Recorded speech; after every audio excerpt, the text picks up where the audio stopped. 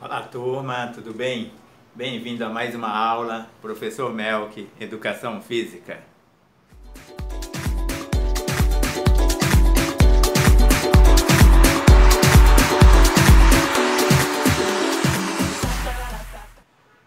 Esse vídeo eu vou mostrar para vocês a importância de você ter uma alimentação adequada, uma alimentação saudável, de ter higiene no seu dia a dia e de praticar exercícios físicos regularmente. Assista ao vídeo aí e veja essas informações. É isso aí, pessoal! Vai chegando comigo! Não quero ver ninguém parado!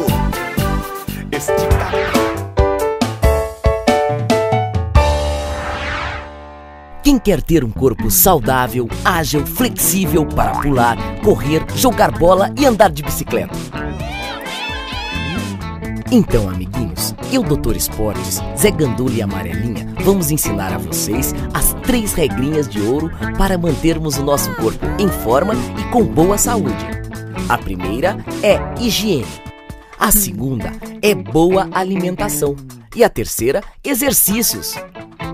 A higiene é algo muito importante, por isso devemos estar sempre limpinhos e cheirosos. Afinal, quem gosta de ficar perto de alguém com cheiro ruim, roupas sujas e bafo de leão? Ninguém, não é mesmo? Além disso, a sujeira pode trazer muitas doenças, pois nela existem milhões de bichinhos muito pequenininhos chamados germes e bactérias, e que nos fazem muito mal. Mas não se assustem, pessoal. Para dar um fim a eles, nós contamos com 2 amigos, a água e o sabonete. Então, minha gente, chuveiro neles! Mas após um banho gostoso, não se esqueça de se enxugar bem para evitar uma doença de pele chamada micose.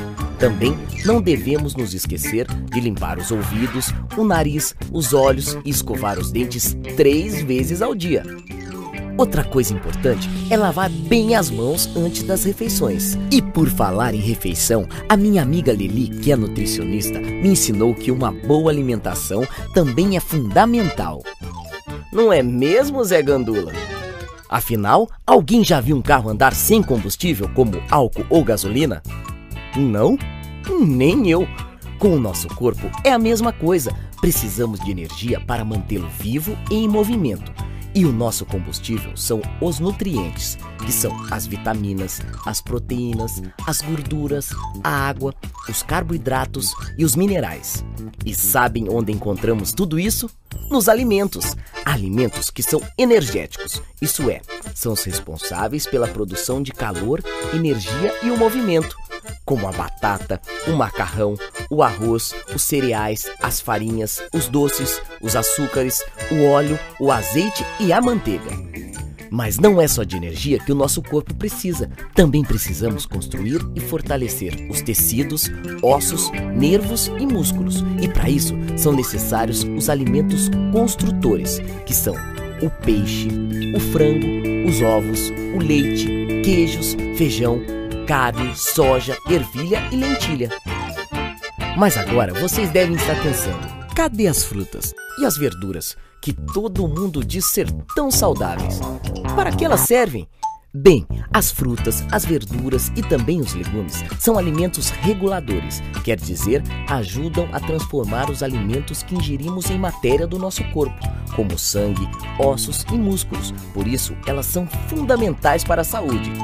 Então, pessoal, já deu para perceber que é importante comer vários tipos de alimentos para que o nosso corpo funcione direitinho, não é mesmo? Isso é o que chamamos de dieta balanceada. Mas lembre-se, além de escolher o que comer, é importante também saber como comer, sempre mastigando bem devagar, triturando e engolindo os alimentos com tranquilidade. Muito bem, amiguinhos, vocês já entenderam que precisam tanto de limpeza quanto de uma boa comida para ficarem saudáveis. Mas ainda falta uma regrinha de ouro, os exercícios. Afinal, nosso corpo não foi feito para ficar parado. São as atividades físicas que nos tornam fortes e flexíveis. Se ficarmos parados, vamos acabar enferrujados, como uma bicicleta esquecida no fundo do quintal.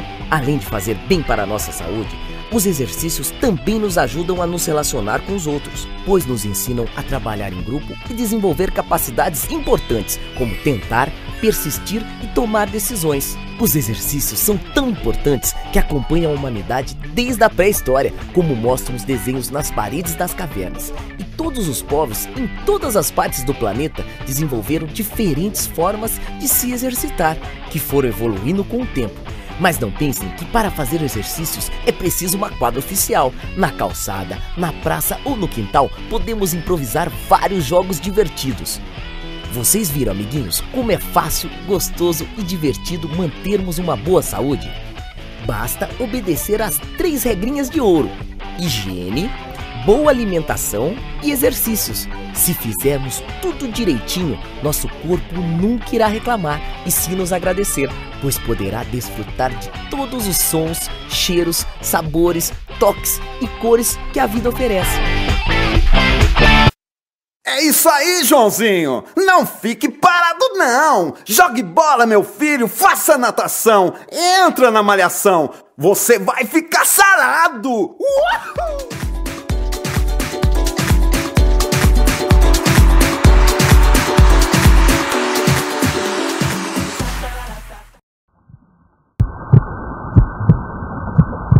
O sistema cardiovascular garante transporte de sangue rico em oxigênio e nutrientes para todo o corpo humano, para alimentar os órgãos e se livrar do lixo que fica. Consiste de 3 tipos principais de vasos sanguíneos que formam um sistema fechado: as artérias, as veias e os capilares. Esses 3 tipos de vasos sanguíneos compõem um conjunto de 100.000 quilômetros através de todo o corpo. Com uma artéria que transporta o sangue no sentido do coração para as veias dos órgãos, e as veias dos órgãos, ao contrário, transportam em direção ao coração. A artéria é, portanto, um vaso que sai do coração. A veia é um vaso chegando ao coração.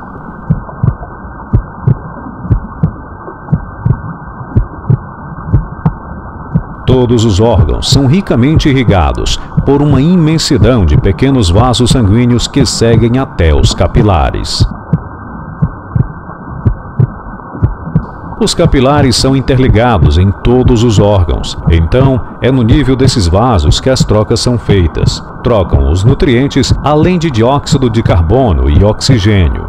O organismo se livra de dióxido de carbono e outros resíduos. O suprimento de sangue e as trocas são importantes. E essas trocas só são possíveis porque o sangue circula constantemente nos vasos. O sangue é posto em movimento pelo coração, que funciona como uma bomba. O motor da corrente sanguínea é o músculo oco e particionado. Em cada contração, ele impulsiona sangue nas artérias. O coração tem 4 cavidades, com um lado direito e um lado esquerdo, cada um composto de um átrio e um ventrículo. O lado direito recebe sangue pobre em oxigênio. Do lado esquerdo, ao contrário, o sangue é enriquecido de oxigênio após sua passagem pelos pulmões. Cada contração impulsiona sangue a entrar nas artérias.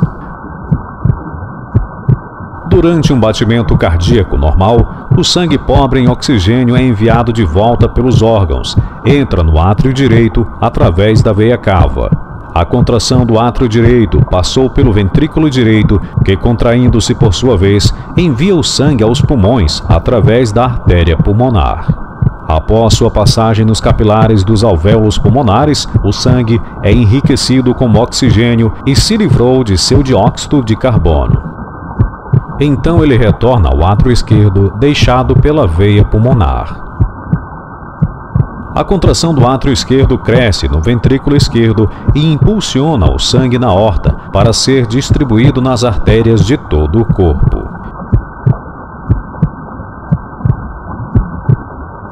Este é o ciclo de vida para o corpo do ser humano, que se repete infinitamente.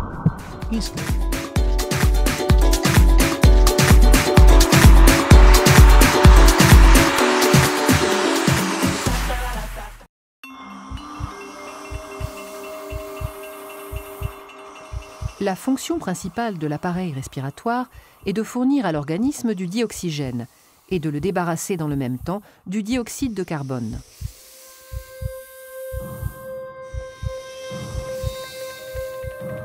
Lorsqu'on inspire, l'air entre dans le nez, puis traverse les voies nasales, le pharynx et le larynx. Il descend par la trachée et atteint les bronches, petites voies respiratoires qui se divisent en voies plus petites, les bronchioles. Aboutissant aux alvéoles, petits sacs fragiles en forme de grappe.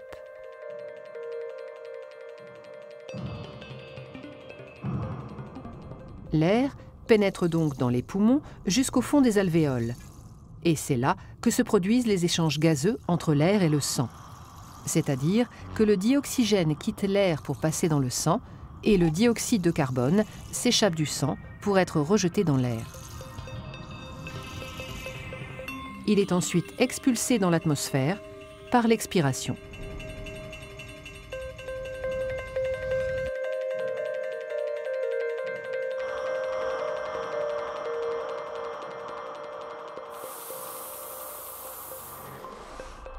Les échanges se font au niveau des capillaires, vaisseaux sanguins très fins qui tapissent la paroi des alvéoles.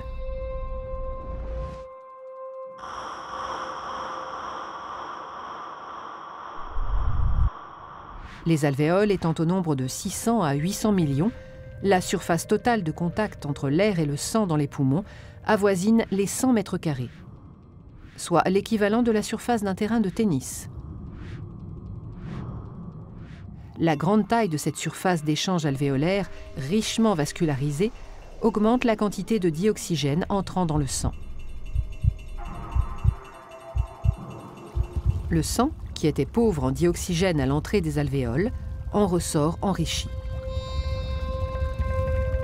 Il quitte les poumons par la veine pulmonaire pour aller irriguer les différents organes du corps.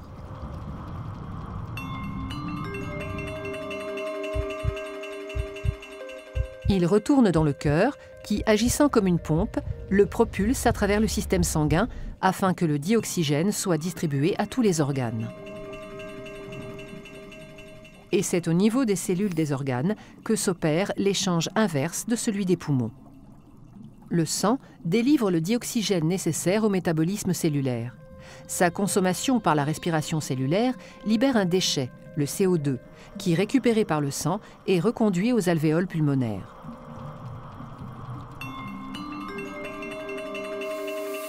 En somme, le rôle du système respiratoire est donc d'une part de capter le dioxygène de l'atmosphère afin de le distribuer dans le sang, d'autre part d'extraire le CO2 du sang pour l'expulser dans l'atmosphère.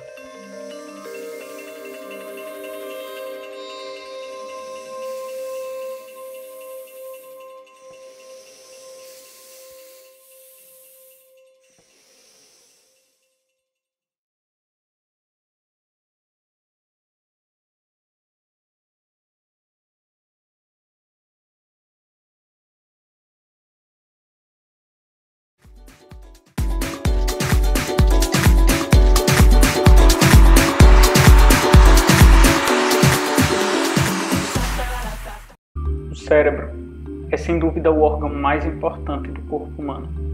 Principal componente do sistema nervoso central, o cérebro é responsável por comandar todas as ações voluntárias e involuntárias do nosso corpo. Nele, é possível encontrar cerca de 86 bilhões de neurônios que se comunicam entre si, tornando possível ao indivíduo reconhecer estímulos do ambiente externo ou do próprio organismo. Para entender melhor o seu funcionamento, é necessário saber como o sistema nervoso, na qual o cérebro faz parte, é organizado. O sistema nervoso é dividido em dois tipos: sistema nervoso central e sistema nervoso periférico. O sistema nervoso central é dividido em encéfalo e medula espinhal. O encéfalo humano é composto pelo cérebro, tronco encefálico e cerebelo. O cérebro funciona como um computador central na qual coordena todas as ações do nosso corpo. O tronco encefálico é a região do encéfalo que fica entre o cérebro e a medula espinhal. é a porção mais primitiva e que responde a estímulos involuntários, como, por exemplo, controle da respiração, movimento dos olhos, pressão arterial, sono e vigília, sede e fome, entre outros. Já o cerebelo é o órgão que fica posterior ao cérebro e é responsável principalmente pelo equilíbrio do indivíduo, além de atuar na coordenação muscular. O sistema nervoso central se comunica diretamente com o sistema periférico, que são basicamente formados por nervos, gânglios e terminações nervosas. Toda essa comunicação entre o sistema nervoso central e o periférico ocorre graças às células básicas funcionais chamadas de neurônios. Mas o que é exatamente um neurônio? Neurônios são unidades funcionais que compõem o sistema nervoso e geram sinais elétricos. Eles são formados basicamente por dendritos, corpos celulares, axônio e terminações axônicas. Eles são responsáveis pela recepção e transmissão dos estímulos do ambiente externo ou do próprio corpo, possibilitando ao organismo a execução de ações e respostas adequadas. O cérebro humano tem um peso de aproximadamente 1,5 kg e corresponde a 2% da massa corporal. O seu desenvolvimento começa na etapa embrionária e termina na juventude. Com apenas 4 semanas depois da concepção, começa a formar-se o tubo neural, que posteriormente dará origem ao cérebro. Em repouso, o cérebro consome cerca de 20% da energia total consumida pelo corpo. O cérebro possui 2 metades, ou hemisférios cerebrais, com estruturas muito parecidas. Embora quase idênticas, algumas funções são de responsabilidade de um único lado. Normalmente, o lado direito está relacionado com a consciência artística, criatividade, intuição, imaginação, formas 3D, pensamento holístico, consciência musical e controle da mão esquerda, enquanto que o lado esquerdo, pensamento analítico, raciocínio, linguagem, lógica, escrita, ciências e matemática, habilidade com números e controle da mão direita.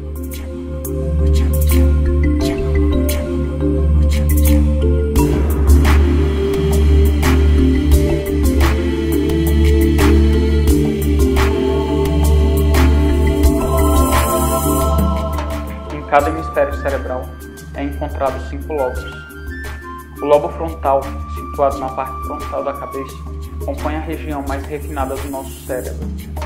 E entre as diversas tarefas que pode realizar estão as seguintes: coordena as atividades motoras, pensamento, escrita, fala, linguagem articulada, além das memórias de curto prazo, que são processadas na parte frontal do nosso cérebro. Ela é posteriormente convertida em memória de longo prazo no hipocampo, uma área mais profunda do nosso cérebro. O lobo parietal coordena sensações da pele. O lobo occipital, visão, processamento e percepção visual. Já o lobo temporal está associado à memória e audição, sons, entender linguagem e vigília. E o lobo da ínsula, que localiza logo abaixo dos lobos temporal, frontal e parietal, participa do sentido do paladar, do controle visceral e da somatopercepção, além de, é claro, estar relacionado com nossos processos emocionais ao integrar o sistema límbico. O cérebro é muito complexo e mesmo que já se saiba muito sobre o seu funcionamento, ainda resta muita coisa para esclarecer. Por que o cérebro sonha? O que é inteligente? E por que as pessoas têm talentos diferentes?